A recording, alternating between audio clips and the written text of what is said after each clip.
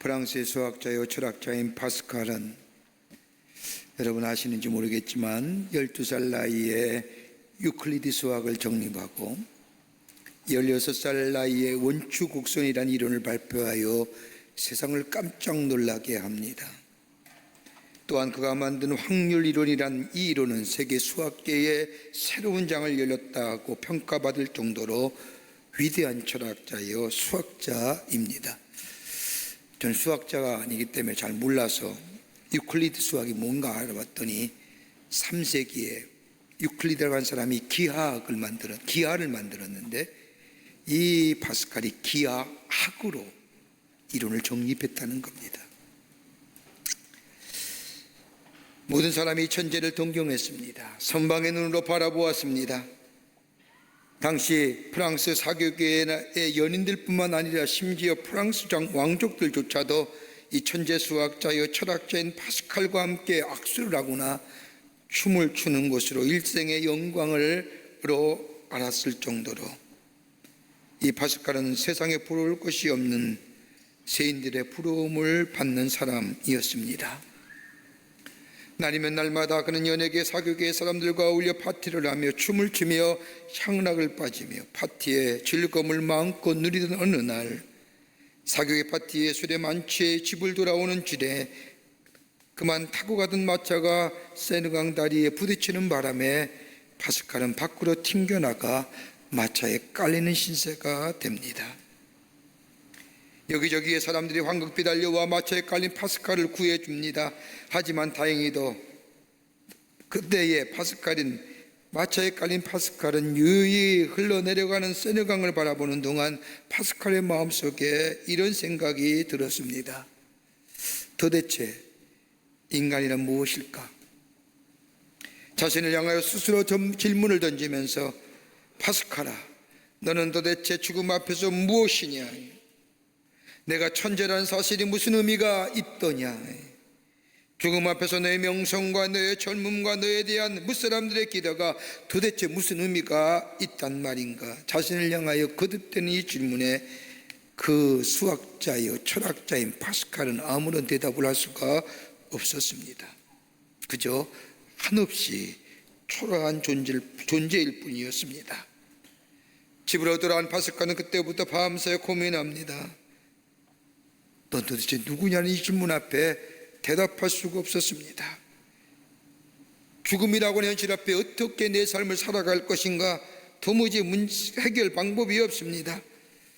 도무지 길이 보이지가 않습니다. 이런 깊은 고민 가운데 있었던 이 파스칼에게 수도원에서 순회 생활하던 그의 누이가 찾아와서 동생을 위로합니다. 그리고 하나님의 말씀을 그에게 건넵니다. 누이가 전한 이 하나님의 말씀 복음을 들은 파스칼, 그 복음 안에서 자신이 고민하던 문제가 자신의 삶의 의미, 삶의 가치, 죽음의 문제 한순간에 해결됨을 깨닫습니다. 그리고 예수를 영접하고 그리고 성결한 삶, 정결한 삶으로 살아가게 됩니다. 이때부터 파스칼의 또 하나의 명칭이 붙여졌는데 수학자요, 철학자요, 신학자라는 겁니다.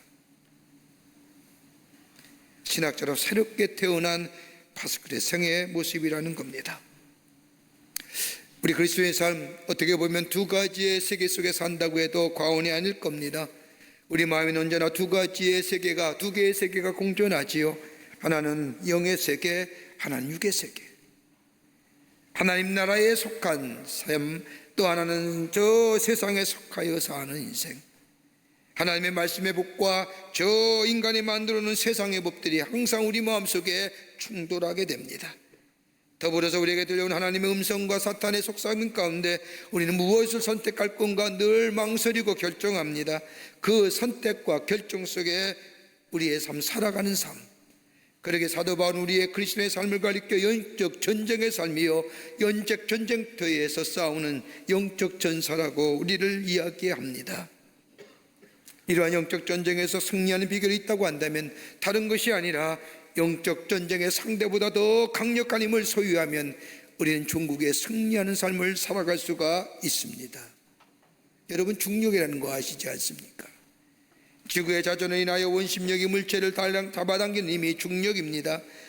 이 중력보다 강력한 법칙이나 힘이 작용하지 않는 한 그 어떤 물체도 이 중력의 영향을 받습니다. 올라가면 내려와야 됩니다. 떨어져야 됩니다. 그런데 이 중력보다 더 강력한 힘이 있으면 이 중력을 넘어설 수가 있습니다. 여러분, 비행기를 타면 비행기는 이 중력의 법칙을 뛰어넘어서 강력한 힘을 가지고 저 하늘로 솟구치고 쓴다는 게 아니라 중력보다 강력한 힘이 있기 때문입니다. 그걸 가리켜서 공기 역학의 법칙이라고 이야기합니다. 공기 역학의 힘이 중력이라는 힘보다 더 강력하기에 그 중력을 힘을 넘어서서 하늘을 날아오를 수 있다는 겁니다. 여러분, 세상의 법칙을 넘어서서 세상을 이겨 승리하는 힘이 있다고 한다면 다름이 아니라 강력한 법칙, 그건 다름이 아니라 하나님의 법칙인 줄 믿습니다. 오늘 본문의 말씀을 보세요. 오늘 본문의 말씀은 이스라엘 백성의 여리고성 전투에 관한 말씀을 기록되어져 있습니다. 이스라엘 백성이 하나님의 인도하심을 따라 출애굽하여 저 홍해를 건너 광야에 40년을 거친 후에 이제 하나님의 약속하신 땅에 이르게 됩니다. 홍해를 함께 건넜던 모세는 이미 죽었습니다. 그러나 하나님은 여호수아와 함께 하심으로 인하여 요단을 건너게 하시고 하나님께서 약속하신 그 가나안 땅에 이르게 됩니다.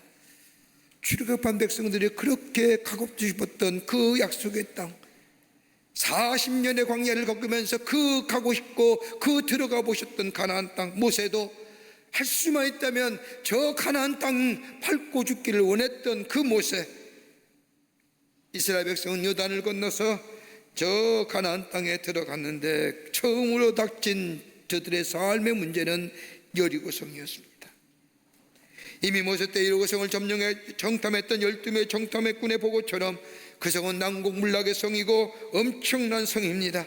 그 앞에 다다른 이스라엘 백성 어떻게 해야 할지 모를 그때에 하나님은 이스라엘 백성에게 여리고성의 점령에 대한 방법을 가르쳐 주십니다.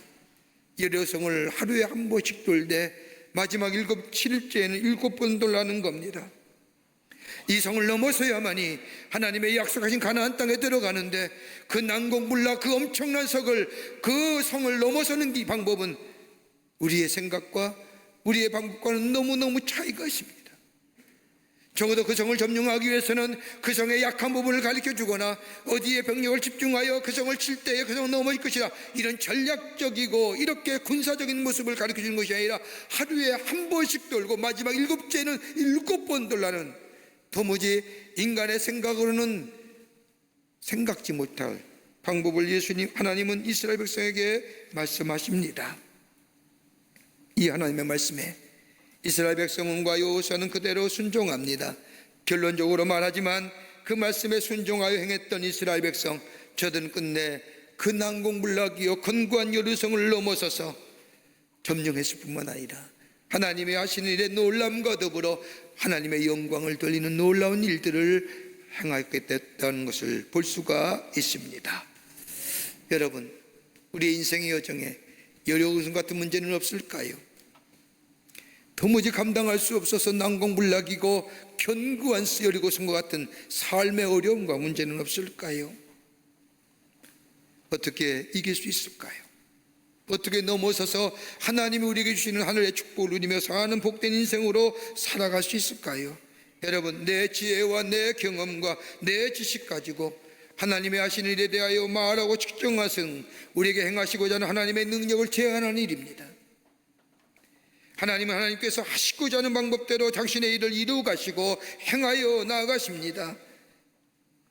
어떻게 하면 하나님의 귀한 역사를 우리 안에 체험하며 마치 여리고성과 같은 난공불락 도무지 해결되지 않을 것 같은 우리의 삶의 문제 해결하여 하나님 주신 의와 희락과 화평의 삶을 살아갈 수 있을까요? 오늘 본문의 말씀은 오늘 이 시대를 사는 우리들에게 귀한 영적인 도전과 교훈의 말씀을 해주시고 계십니다. 말씀을 나누며 함께 은혜 받기를 원합니다. 첫째는 하나님을 깊게 묵상하라는 겁니다.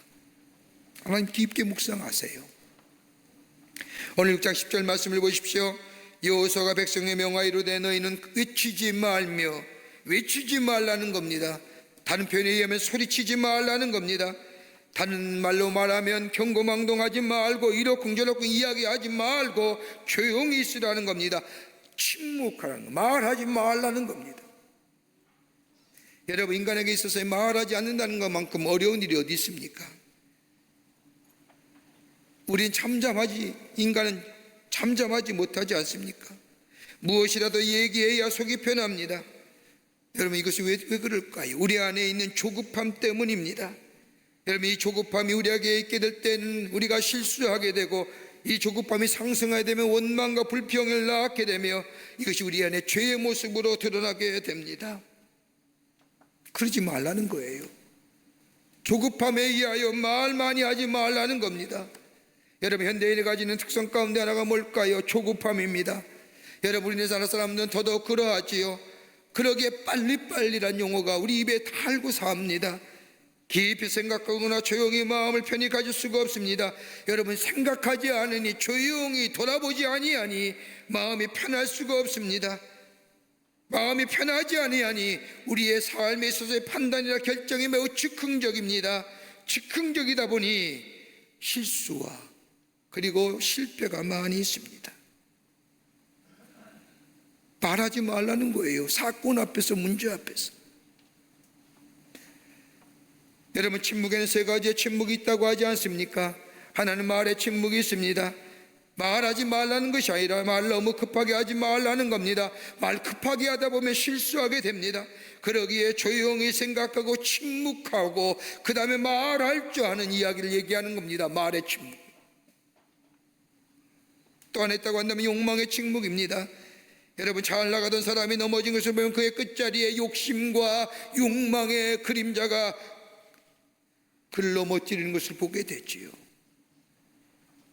자제할 줄 알아야 됩니다. 절제할 줄 알아야 됩니다.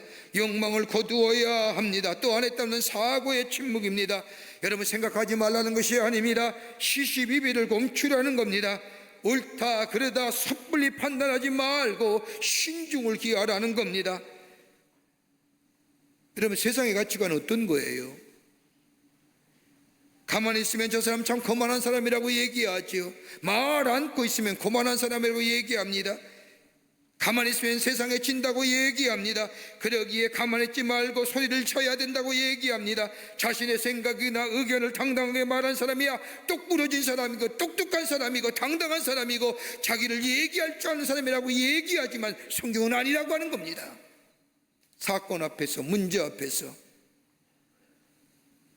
잠잠하라는 겁니다. 외치지 말라는 겁니다.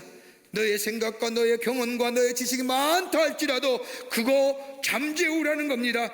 그리고 고요한 가운데 하나님을 향하여 하나님 내게 뭐라 말씀하시는지 하나님께 초점을 맞추어 주의 음성 들을 수 있어야 된다는 겁니다. 스웬스라고 하는 사회학자가 말하기를 현대인의 삶의 특징을 가리켜 한마디로 얘기하기를 마진이 없는 시대라고 하는 거예요. 마진이 뭡니까? 여백이지요. 여백을 의미하는 거예요. 여백이 없다는 것은 여유가 없다는 것입니다. 여러분, 없는 것이 아니지 않습니까? 넉넉한데 여유 없는 존재로 자신을 거두고 속박해 가는 것입니다.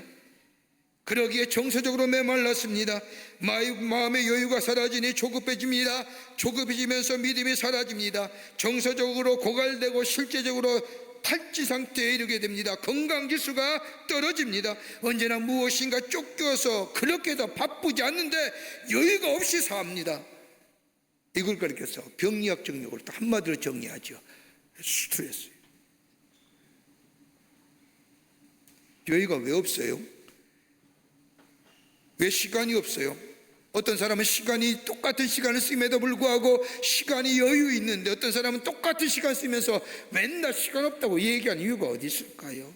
조급함. 여백이 없잖아요.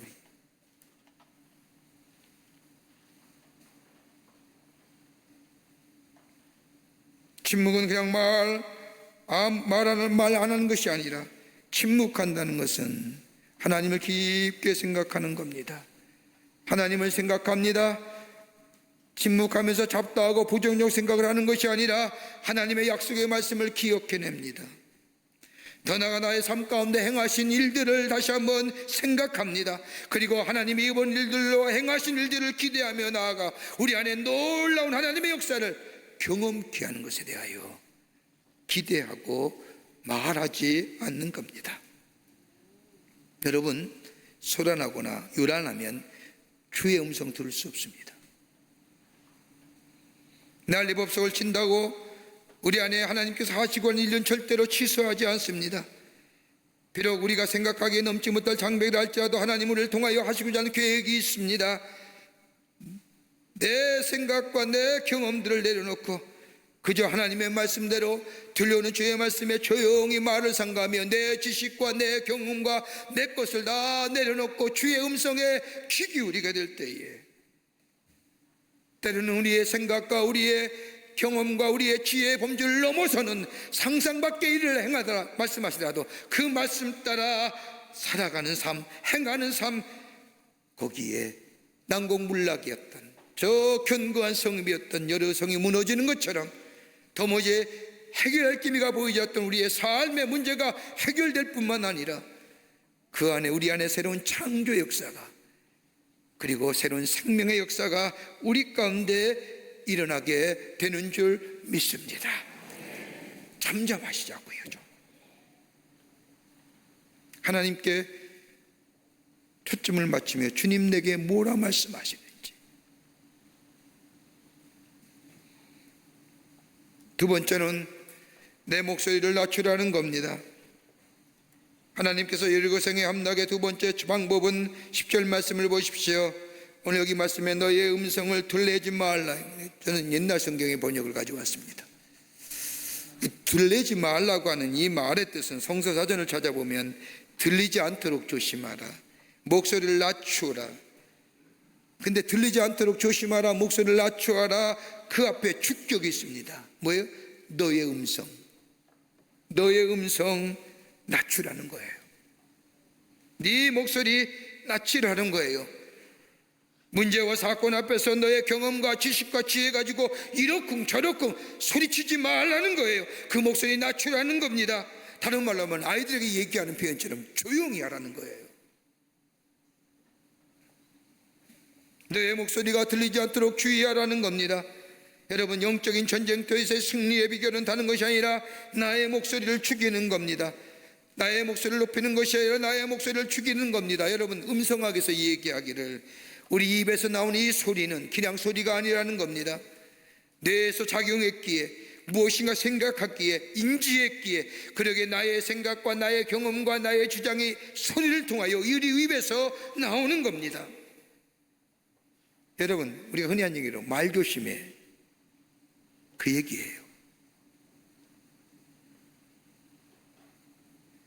여러분, 영적인 전쟁터에서의 승리의 비결은요, 다른 게 아니라 내 생각, 내 경험, 나의 주장을 내려놓는 겁니다. 그리고 하나님의 전적인 인도하심에 따라가는 겁니다. 내 소리를 죽일 때 거기에 승리의 역사가 있는 겁니다. 저는 몇 해 전에 한 가정의 신방에서 신방한 가정 안에 행복한 가정을 위한 우리 가정의 10가지 규칙이라는 것을 딱 벽에다 걸어놓고, 그래서 보는 순간 제 마음속에 진한 감동으로 왔습니다. 행복한 우리 가정을 위한 10가지 규칙, 여러분이 다 아는 겁니다. 그게 뭐라고 써있느냐? 일이 끝났으면 치워라, 방에서 나갔으면 불을 꺼라, 떨어졌으면 주워라, 더럽혔으면 청소하라, 열렸다면 닫아라, 흘렀다면 닦아라, 가져갔으면 도로 가져다 넣어라, 다 썼으면 버려라, 어질렀으면 제자리에 갖다 놓아라, 지금과 무엇하고 있다면 그것을 잊지 말라. 여러분, 유치원 때 배운 거예요. 그죠? 우리 다 유치원 때 배웠어요. 여러분, 이 규칙을 정한 사람이나 지키는 사람의 공통의 목적이 있습니다. 행복한 가정이에요. 그런데 이 공동의 목적인 행복한 가정을 위하여 가정의 구성원 모두가 해야 할 일이 딱 하나 있어요. 나를 낮추는 거예요. 나를 낮추는 거예요. 자신의 소리를 줄인다는 것은 하나님 앞에서 자신을 낮춘다는 겁니다. 내 소리를 줄이고 내 목소리를 낮춘다는 것은 하나님 앞에 내가 낮추는 겁니다. 여러분, 낮춘다는 것은 우리의 겸손이라 말할 수 있을 겁니다. 여러분, 겸손이란 영어의 단어는 휴멜리티라고 얘기하는데, 이 휴멜리티의 단어는 라틴어인 휴머스라고 하는 어근에서 파생된 단어입니다.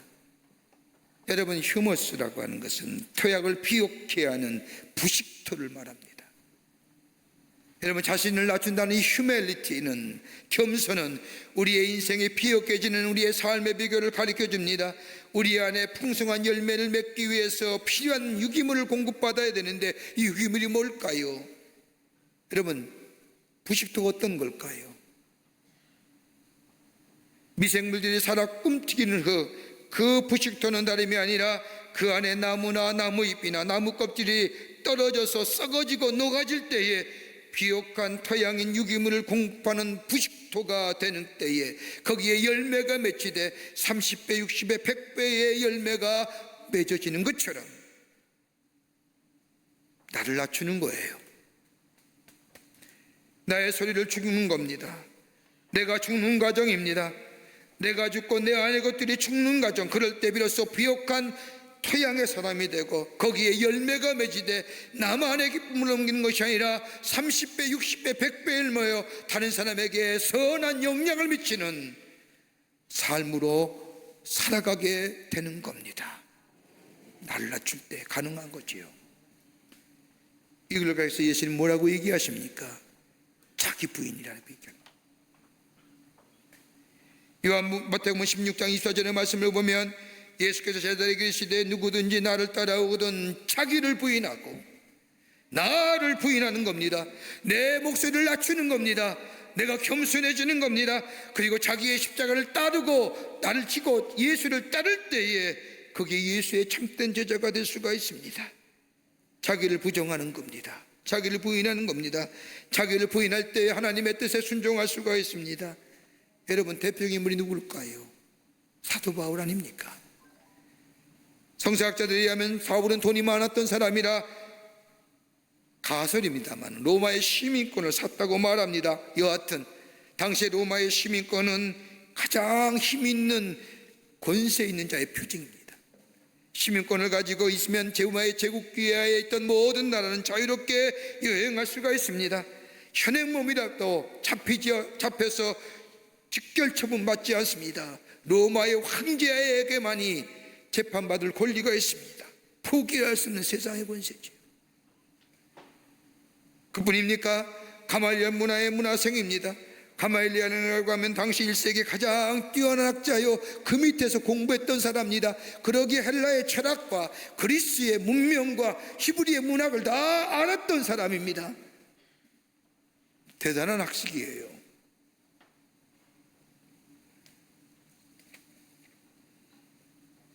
율법으로는 대가 있지요. 자기가 신봉하는 율법을 지키기 위해서 그리스도인 예수 믿는 사람을 잡으려 다닐 정도로 율법에 대하여 신봉주의자입니다. 혈통으로는요, 베냐민 지파의 베냐민 중이라고 순수한 혈통이라는 겁니다. 여러분, 가진 자지요. 그런데 이 사울이 바울 되겠던 것이 뭘까요? 다름이 아니라 예수를 만날 때.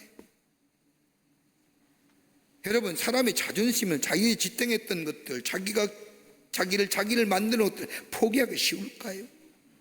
아니에요. 그거 쉽지 않아요. 여러분, 예수 믿는다는 게 쉬운 일이 아니에요. 여러분은 얼마나 귀한 존재인 줄 아십니까? 내가 의지하고 내가 나의 삶의 지지대로 생각했던 것을 다 포기하고 예수가 나의 삶의 주인 되심을 고백한다는 게 쉬운 일인 줄 아세요? 그러게 안 믿는 사람이 더 많은 이유가 여기 있는 거잖아요. 주님을 만나는 순간 자기의 가진 것들 다 모여 배설물로 여긴대잖아요. 버렸대잖아요. 그리고 뭐예요? 예수가 아는 지식이 가장 고상하다고 얘기하잖아요. 그러면서 뭐라고 얘기해요? 나는 매일매일, 고린도서 15장 31절의 말씀은 나는 매일매일 죽노라, 죽는다고 얘기해요. 그 철학의 무수한 논리들, 그 많은 것들 다 내가 죽었더라, 내가 가지고 있는 물질이나 명예나 확신이나 자존심이나 내 자랑하는 건 매일매일 죽는다는 겁니다. 오늘 본문의 말씀에 표현하면 나를 낮추는 거예요. 내 목소리를 낮추는 거예요. 그리고 들려오는 주의 목소리에 귀 기울이며 주의 말씀에 따라 순종하며 나아가는 것. 그럴 때 여리고성이, 그 견고하고 난공불락했던 여리고성이 무너지고, 그리고 새로운 하나님의 역사가 일어나는 것처럼 우리 소리 낮추세요. 그리고 주님 말씀에 들으세요.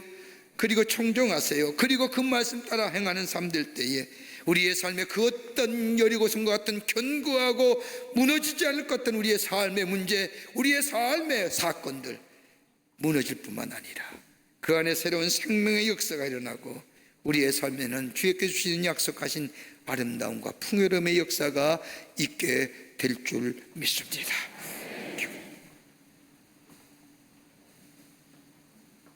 끝으로 하나님을 향하여 철저한 신뢰 있어야 됩니다. 하나님을 향하여 철저한 신뢰를 가지라는 겁니다. 오늘 10절 말씀을 보면 하나님이 이스라엘 백성을 향하여 말씀하지 않습니까? 너희 입에서 아무 말도 내지 말라. 낮출 뿐만 아니라 말하지 말라는 겁니다. 아무 말도 하지 말라는 것은 단 한마디도 내지 말라는 겁니다. 다른 말로 말해요, 하나님이 하신 말씀에 대해 절대 신뢰하고 믿음의 반응으로 신뢰하고 그리고 순종하라는 겁니다. 하나님에 대해 천천히 신뢰하라는 겁니다. 여러분, 순종한다는 것, 따른다는 것은요, 말하는 사람에 대한 철저한 신뢰가 없으면 불가능하지요. 말하지 말라는 것, 그리고 순종하라는 것은 다름이 아니라 하나님의 말씀에 대하여, 하나님을 나는 믿음에 대하여 철저한 믿음의 반응으로 보여주는 행위라고 얘기합니다. 그러게 성경은 순종이 제사보다 낫다고 말하지 않습니까? 하나님을 향한 철저한 신뢰, 거기에 따르는 반응인 순종, 그것이 아무리 예배를 많이 드리고 제사를 많이 드려 할지라도 거기에 믿음의 반응인 순종함이 없으면 그 제사보다 나은 것이 뭐냐? 말씀을 따라 순종하는 것이 낫다는 겁니다.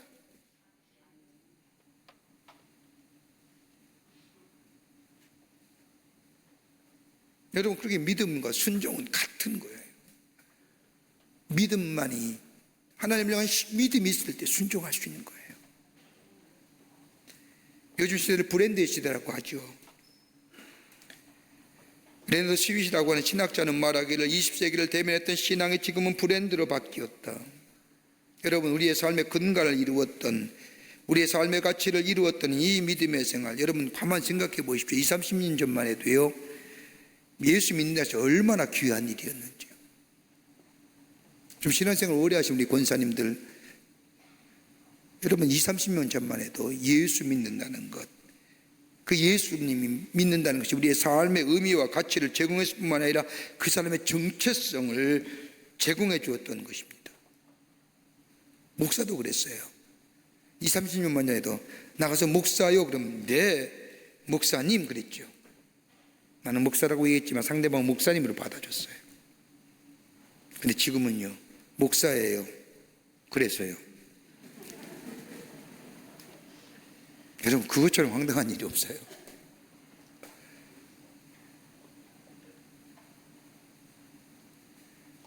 여러분, 지금의 신앙은 지금의 시대 브랜드라고 하죠. 어떤 브랜드의 제품을 사용하냐에 따라서 꼭 그런 건 아닌데 마케팅에서 얘기하는 거예요. 그 사람의 위치, 정체성, 그가 어떤 사람인가 말해줘요. 여러분, 브랜드 제품을 가만히 보면 같은 것이 없어요. 같은 시기에 나온 제품이라 할지라도 그 제품이 있는 모양이나 다 규격이 다릅니다. 웬만하면 같은 제품이나 같은 모양, 같은 규격이 나오면 참 좋은데, 대량으로 만드는 좋은데, 그런데 사는 사람이, 같은 사람이, 그 사는 사람이 다른 사람도 똑같은 거 사서 똑같이 쓴다면 기분 나빠하게 소수, 최소성 이런 거 얘기해요. 여러분, 옛날만 해도요, 웬만한 어르신네들 액세서리 가졌네. 특별히 예수 믿는 사람은 액세서리 제일 좋아하는 게 십자가였어요. 목에 잘 많이 걸고 다녔었어요. 근데 지금은 잘 안 걷지요? 지금은 어떠하느냐? 거는 데가 달라졌어요. 귀로 들어갔어요. 이게 요즘에 또 다시 달라졌어요. 위치가 어디요? 피어싱으로 속 안에 들어가 있어요. 몸 안에. 이것도 부족해서 뭐예요? 요즘엔 문신으로 아주 가려버리고 살잖아요.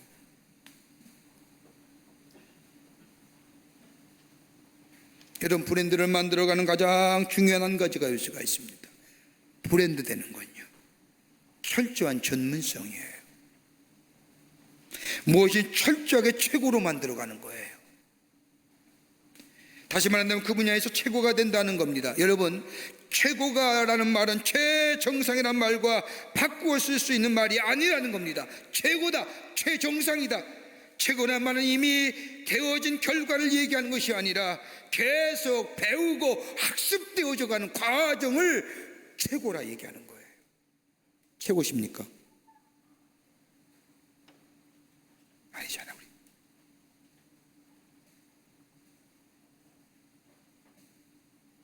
여러분, 그리스도인이 가질 수 있는 브랜드가 뭘까요? 최고요.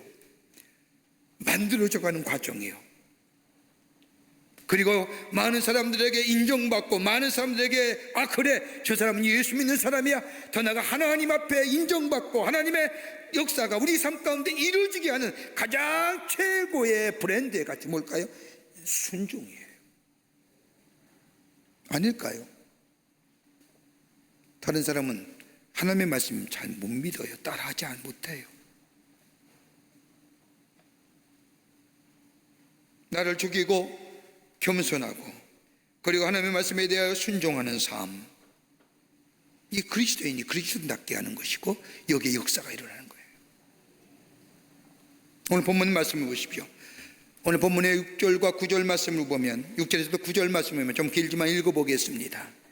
눈의 아들 여호수아가 제사장들을 불러서 그들에게 이르되 너희는 언약궤를 메고 7 제사장은 7 양각 나팔을 잡고 여호와 궤 앞에서 행하라.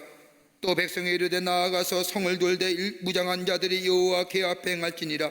여호수아가 백성에게 이르기를 마침에 제사장 7 양각 나팔을 잡고 여호와 앞에서 진행하며 나팔을 불고 여호와의 언약궤는 그 뒤를 따르며 무장한 자들은 나팔을 부는 제사장들 앞에서 진행하며 후군은 궤 뒤에 행하고 제사장들 나팔 부며 행하니라.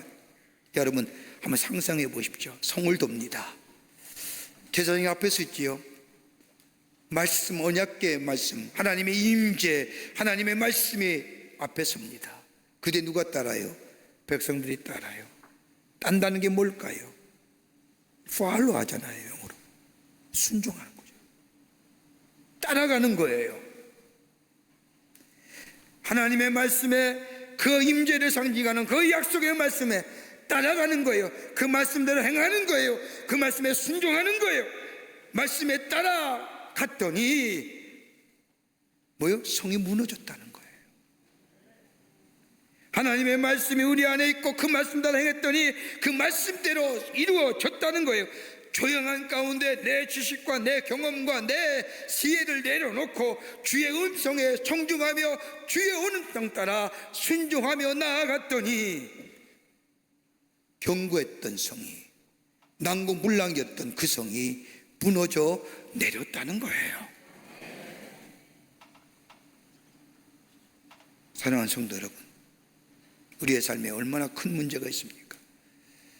마치 여러 것처럼 난공불락이고 도무지 해결되지 않는 우리의 삶의 문제.